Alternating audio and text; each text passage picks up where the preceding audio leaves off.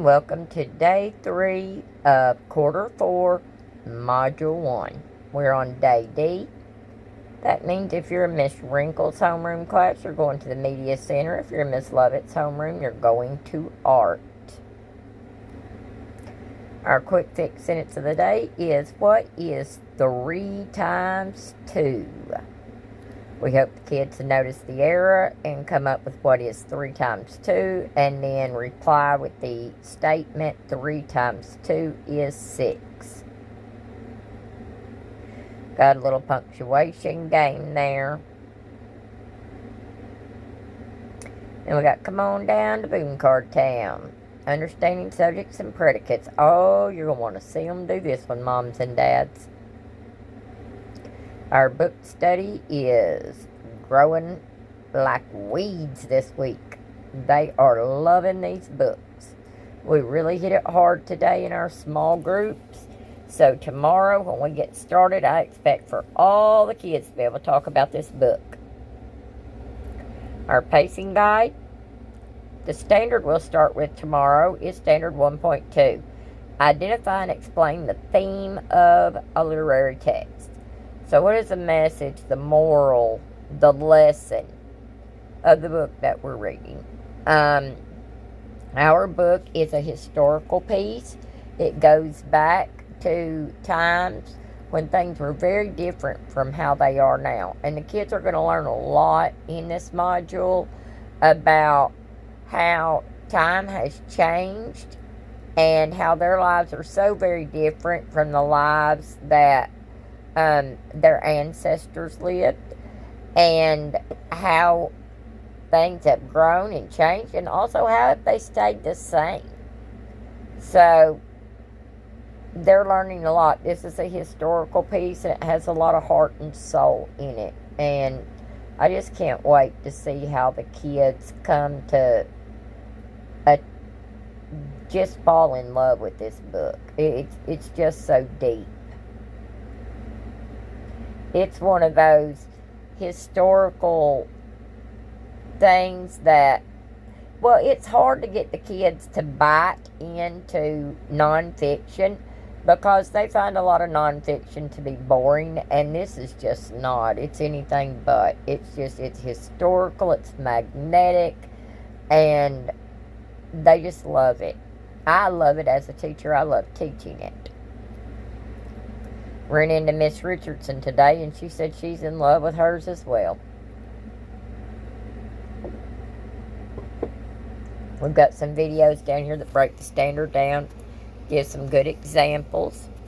And remember that Speaking to the Best Standard is a page that I'm putting in there specifically for our parents, because it really tells you about the importance of this skill.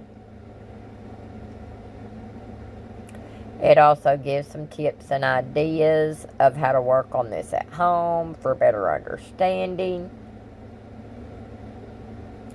There is nothing more true than this right here. Reading is a lifelong adventure. Please read with your child daily. Together we can enjoy a wonderful world of books. Now, here's what I tell the kids. Life is a long, long, long hallway of locked doors. You can just keep walking down this hallway and go nowhere because you have no keys to those locked doors. Education is the key that unlocks every single one of them. There's no stopping you if you've got education. So read as much as humanly possible. These are our books, linked to videos of the books, our collaborative structure. Again, these are written a little vaguely, this module, because Miss Richardson's on one book, I'm on another.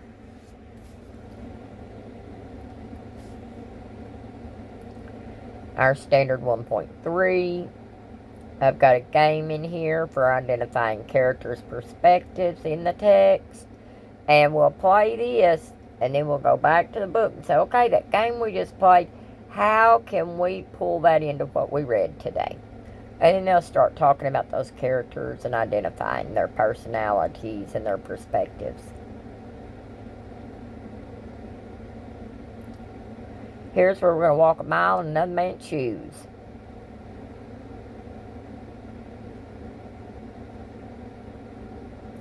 Retail, this is where they break it down and retell it by setting up the characters, the settings, and then sequencing out the events. And boy, we practice this a lot in class. It is my blue center. Ask the kids about the blue chip center. They're going to tell you that they've got a big old piece of chart paper stuck to the wall, and then Miss Wrinkle's got sticky notes everywhere. And then they have to write on the sticky notes and put them in the space that they belong in. Sticky notes are cheaper than the chart paper. Back down to Boom Card Town. This one is going to be on retelling the text to enhance the comprehension. It's the same as what we're doing over here. This is just a little game to further bring that home.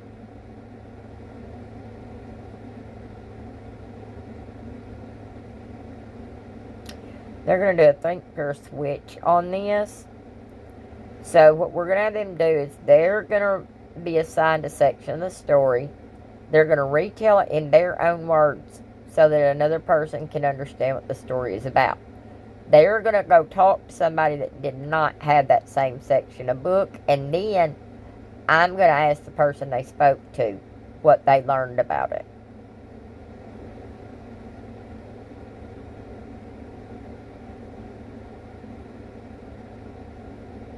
This is compare and contrast.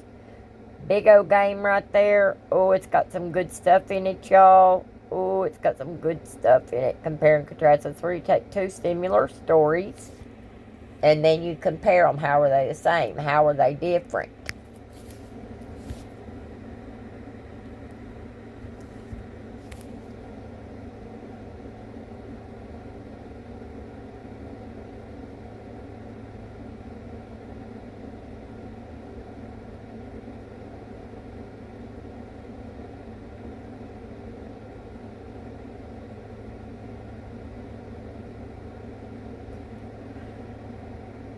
We got some vocabulary in there because I've got some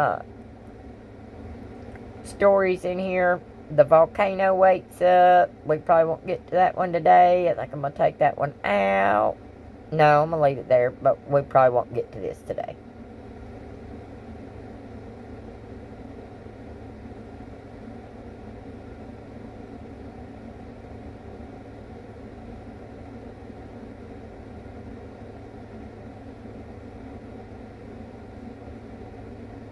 No formative assessments there.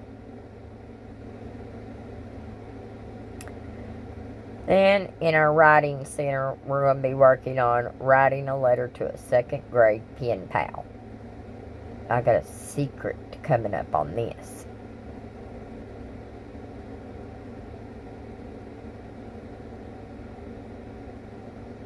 Greek and Latin roots, Greek and Latin roots.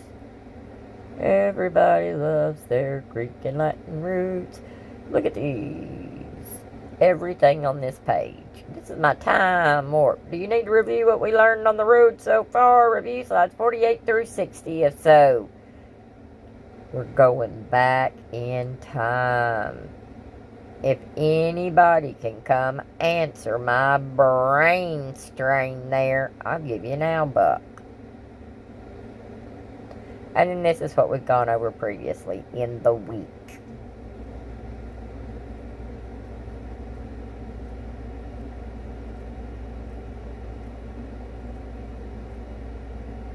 All done. Have a good one, guys. We love you. Toodaloo, kangaroo.